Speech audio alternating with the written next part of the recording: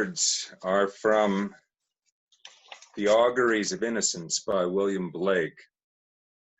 To see a world in a grain of sand and a heaven in a wildflower, hold infinity in the palm of your hand, or eternity in an hour. So it's good to see so many people in such high spirits this morning. Glad to know you're all well. You remember last winter I issued an invitation to folks in our congregation to share their experiences with psychedelics, their good trips, their bad trips, any lasting changes these drugs had made in their lives, a foray into pharmaceutical theology. So this morning I'm going to summarize what I heard, what I learned, lightly disguising the identities of my respondents, but thank you all who contributed your own mind-altering testimonies and shared your journeys into inner space.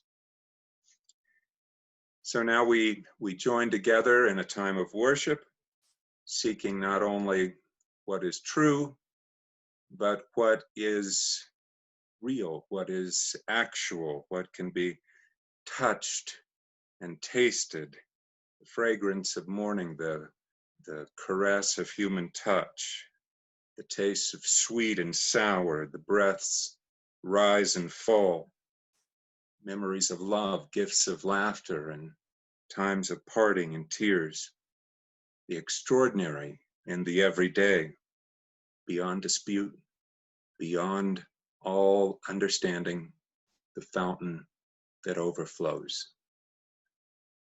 I invite you now to take a chalice or a candle if you have one, and with me to recite the words that affirm our faith.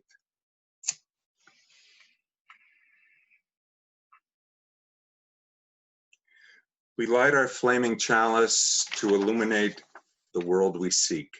In the search for truth, may we be just. In the search for justice, may we be loving. And in loving, may we find peace. Our readings this morning are from a variety of the world's wisdom and spiritual traditions. First, this from the Bhagavad Gita. I am the self abiding in the heart of all creatures. I am their beginning, their middle, and their end.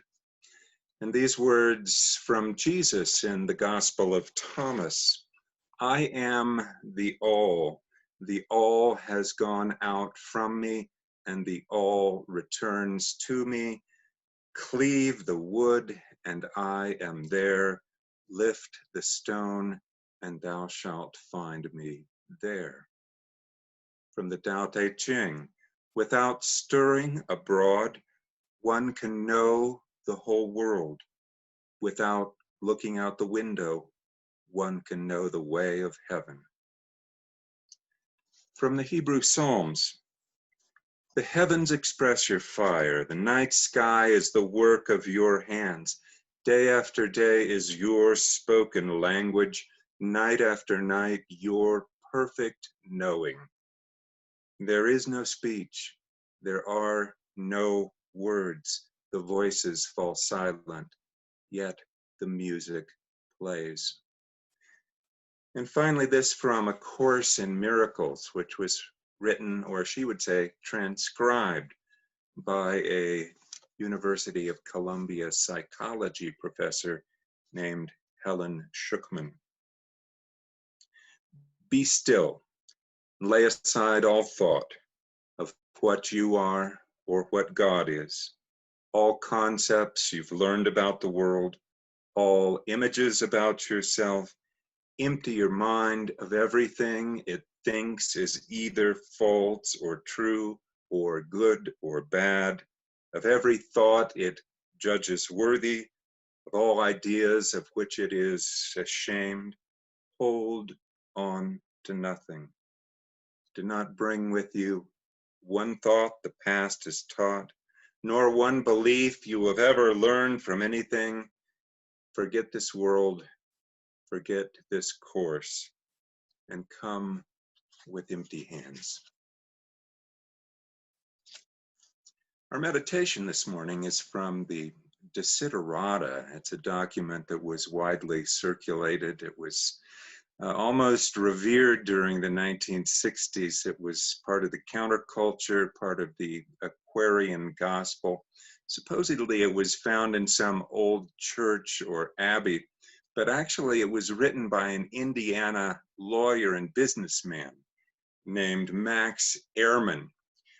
He rebelled against his orthodox religious upbringing. He tried to develop his own philosophy of life. And, you know, I almost like his words better knowing that they came from a practical man, someone who had to meet a payroll, not from some old monk or cleric. Max Ehrman wrote these words in 1927. Go placidly amid the noise and haste, and remember what peace there may be in silence. As far as possible, without surrender, be on good terms with all persons. Speak your truth quietly and clearly, and listen to others, even to the dull and ignorant, for they too have their stories to tell. Avoid loud and aggressive persons, their vexations to the spirit.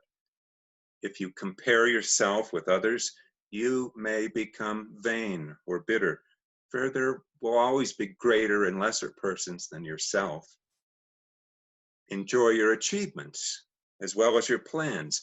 Keep interested in your own career, however humble. It's a real possession in the changing fortunes of time. Exercise caution in your business affairs, for the world is full of trickery. But let that not blind you to the virtue there is.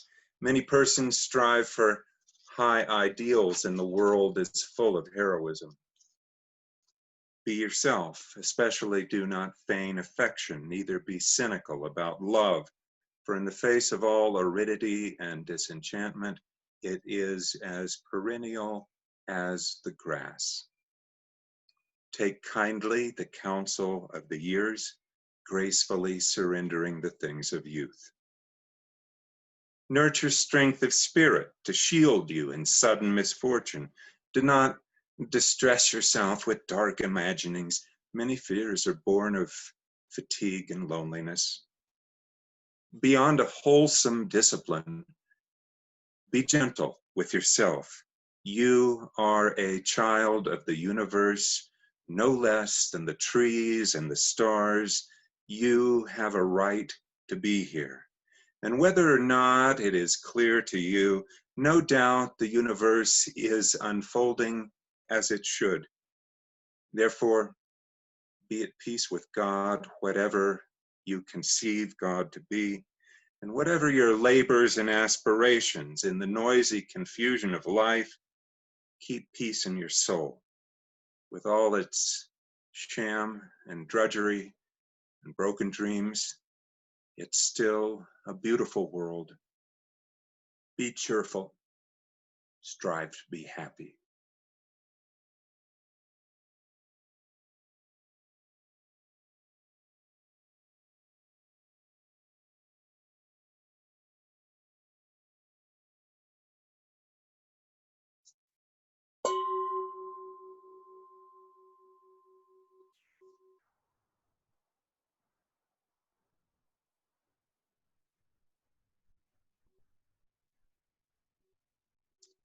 If the doors of perception were cleansed, said the poet William Blake, we would see everything as it is, infinite. But we've closed ourselves up till we see all things through the narrow chink of our cavern. Blake has been regarded as part mystic, part madman, and he may have been a little of both. When drugs like LSD and psilocybin first came onto the scene in the middle of the last century, some people called them psychotomimetics, chemicals that could mimic a psychotic state, that could produce hallucinations reminiscent of schizophrenia or paranoia or delusions of grandeur. Seeking the nomenclature to describe these substances where just micrograms could alter personalities, others called them entheogens, or God-inducing medicines that could tap into transcendent modes of knowing. And now they're mostly called psychedelics, from the Greek for mind manifesting drugs. I suspect that many of you have tried them. I think some of you are on them now. And I know some of you have past experiences because you told me about them. One member of our congregation, who shall remain nameless, recounts her own trip with magic mushrooms. Was out on 40 acres of raw land in southern Colorado in the mountains. This would have been around 1977. It was early summer, so the weather was good. The surroundings were beautiful. As the sun began to set, the sky and the clouds took on glorious color, and I felt a tremendous wave of awe and a sense that there truly was a God. I remember saying to the sky over and over, "I believe in you, I believe in you." An overwhelming sense of peace and joy descended on me, and I cried tears of joy and faith. As I came down off the influence of the mushroom, she recalls, I felt refreshed, at peace, spirit, soul, and body. Not anything like some of the other drugs I'd taken before or after that particular instance. My correspondent goes on to say that at that time, it had been a difficult time. She'd been living kind of fast and dangerous, distraught over the death of a romantic partner, heavy into cocaine. About that same time, she had another ecstatic experience when she visited an Episcopal prayer meeting, the tradition in which she'd been raised. She unexpectedly found herself speaking in unknown tongues, singing hymns, feeling as if she were literally floating in the air. In the space of just an hour, her life seemed to take on new meaning and purpose. As Paul says in Corinthians, in a moment, in an eye blink, at the blowing of a trumpet, we shall be changed. And this seems to me to be confirmed by experience and by experiment. Life can pivot on a dime. It doesn't necessarily take years of therapy or a lifetime in a cloister or an abbey or decades of sitting cross-legged on a cushion. Interchange doesn't always take that long. Years of conditioning can somehow be reprogrammed overnight just by ingesting a fungus or drinking the right kind of tea. One's philosophy, one's self-image, one's view of the world, one's neural physiology can be rebooted just like that. Now, of course, this might not apply to Unitarians.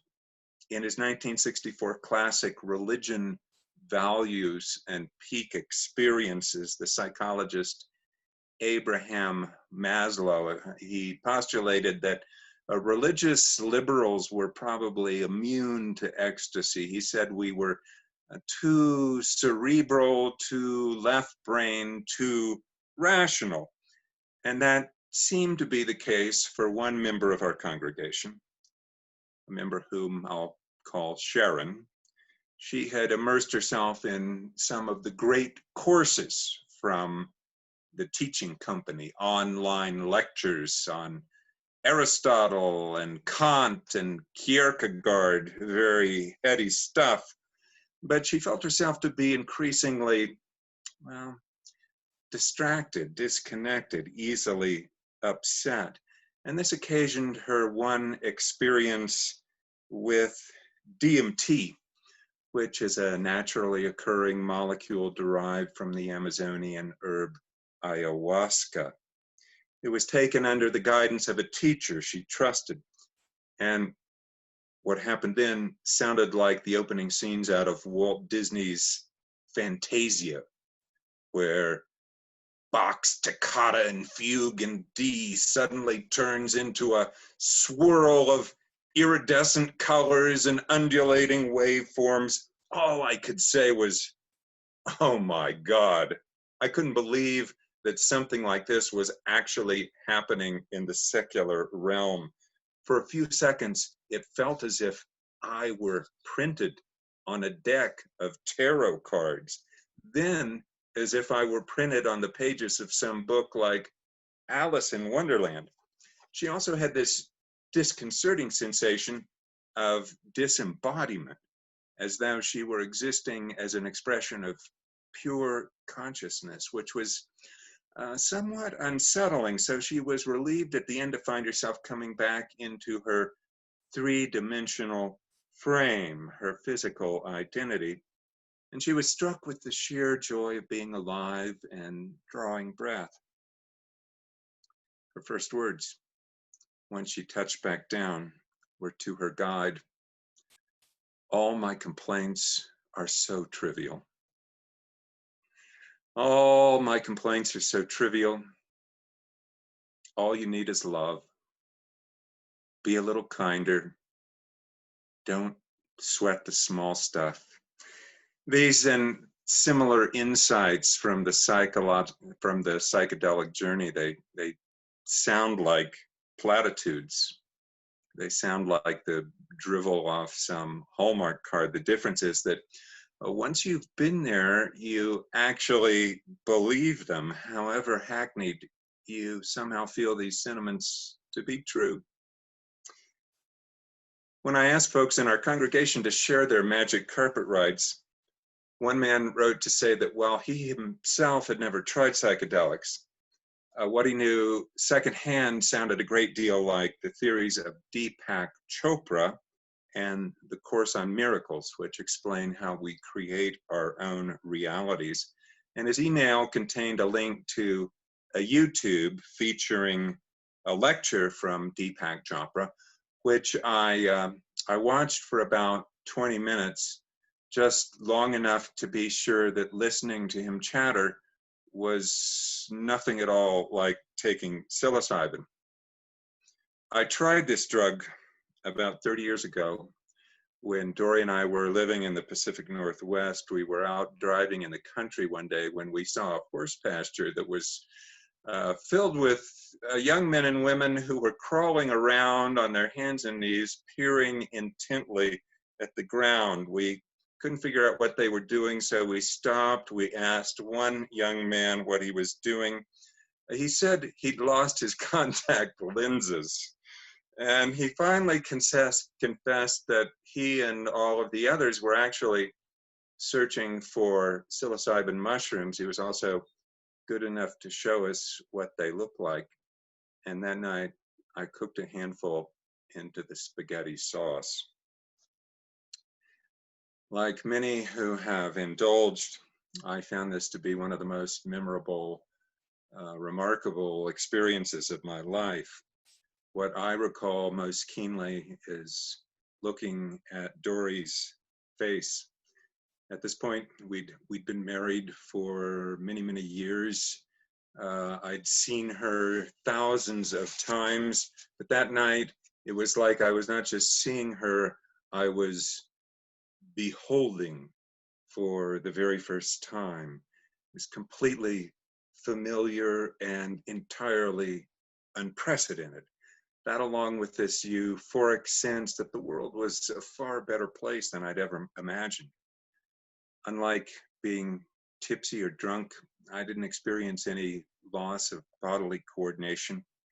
I think my cognitive faculties were probably all there, so I probably could have done mental arithmetic if I'd wanted to, but why would anybody want to? All I wanted to do was contemplate such an astounding creation, put my head all around it, and feel myself a part of everything. For me, there were no tangerine trees or marmalade skies. There was just my wife, our home, the street we lived on, but they were all transfigured. So that far from creating my own reality, I felt like I was seeing the actual world for the very first time. In his book, The Doors of Perception, Aldous Huxley recounts his experience with mescaline in similar terms, being thunderstruck by a simple arrangement of flowers, being mesmerized just looking at the folds of fabric in his own trousers. As Emerson observed, if the stars should appear one night in 1,000 years, how people would believe and adore and preserve for generations the memory of the city of God that had been shown. But because the stars are visible almost every night, we forget to look. We lose the gift of vision. Habituation dulls the sheer magic of being. And so our culture demands to be shocked and titillated and stimulated every moment. Nothing less can get our attention. And yet, it doesn't have to be that way. Magnetic scans suggest that the electrical activity of the brain on psilocybin is more scattered. It's more diffuse than normal. There's less separation between the lobes that govern tasting and touching, hearing and dancing. There's more crosstalk in the neural net. And this is also the way that infants and very young children process information. Naked awareness or virginal perception. These are the terms that are often used to describe this state, which is characteristic of trips like mine. In a simile that I like, one of our members says that after it rains in Los Angeles, the air becomes cleaner. It's more crisp. The colors begin to dance with aliveness. The mountains, before the rain, hidden in smog, become visible. There's more space, more freedom. Nature's more vibrant. Your heart fills with joy. You're awestruck, inspired, filled with insight. Inevitably, the smog returns. The clouds fill your filter, and the psychedelics wear off. The good news, our friend says, is that this glimpse, however short-lived, allowed for those seeds of being to sprout. And now we must cultivate. Weeding is a never-ending process. It's a struggle. But like flowers that blossom, we get occasional peaks at possibilities that are exceedingly pleasant. After a long eclipse, when psychedelics like LSD and DMT and psilocybin were criminalized and looked on as culturally scandalous, those pleasant possibilities, they're again coming into view. For the last 20 years, research at Johns Hopkins and other respected universities has reopened investigation into the medicinal properties of these drugs to treat depression and anxiety and PTSD, alcoholism, all with encouraging results. Outside of academia, the public has also started to reassess the role of psychedelics, not just as medicines or recreational drugs, but as gateways to spiritual health and personal well-being. As ancient cultures and indigenous people revered peyote, as Mesoamericans sculpted mushroom stones to express their veneration for a divinity, non-experts have long kept alive the knowledge of better living through chemistry. This is folk wisdom. It's widespread, it's underground, maybe like the mycelium itself, so you don't need a PhD to tap in. For example, one of my informants recalls, I grew up in a very blue-collar family. My father had a seventh grade education, served in the Pacific, was a union member and janitor all his life. He was a kind man. My mother was a sharecropper's daughter, graduated from a southern high school, worked as a Rosie the Riveter during the war. She was forbidden to go to college by her older college-educated brothers and spent her life working in the deep South chicken factories and as a waitress in a truck stop. My parents divorced when I was 8, and my mother returned to her family in the South with me. I had a year's exposure to her childhood religion, Southern Baptist, before I refused to go anymore. It terrified me. Grinding poverty and trying to stay alive, my time was split between the two of them. I never saw a book other than the Bible. They never even told me to brush my teeth. Junior college might have been the moon. It was never mentioned. I basically raised myself. They did the best they knew. I started taking small doses of LSD when I was 16 with a few of my peers. I was never very experimental, and I certainly never took it after I was 19. It changed my life. It's hard to describe those trips, but it opened a doorway that can never be closed, thankfully. Seems like looking back, it was science made visible. Obviously, we're all energy. We're all stardust. Obviously, we're all one, everyone, and everything. Now that I'm old, I would say that hard science has proved the point. I never had a bad trip, but always felt comforted in the universe. I've educated myself, I've traveled, I've met amazing people. I opened like a flower, something that continues to this day. My fate otherwise, marry a guy who worked at Alcoa, wear rollers in my hair, small town, 2.2 children, a divorce, job at Kmart. Life can turn on a dime or even a nickel. We know from penicillin, another fungal derivative, that drugs can and do save lives. Will we someday say the same of lysergic acid derived from the fungus ergot, or of psilocybin mushrooms, that these two can be lifesavers? Like most drugs, they should be studied. They should be regulated to ensure purity, to warn about counterindications, to keep them out of the hands of children. If I'd eaten the wrong kind of brown mushroom 30 years ago, I could be dead today, but I'm not dead. They didn't hurt me. They helped me.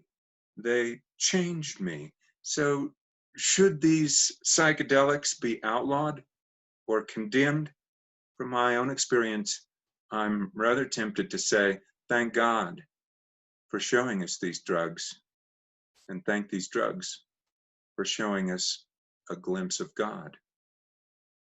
Thanks for listening. Our closing words are from the musician Jerry Garcia. He said that to get really high is to forget yourself. And to forget yourself is to see everything else. And to see everything else is to become an understanding molecule of evolution, a conscious tool of the universe.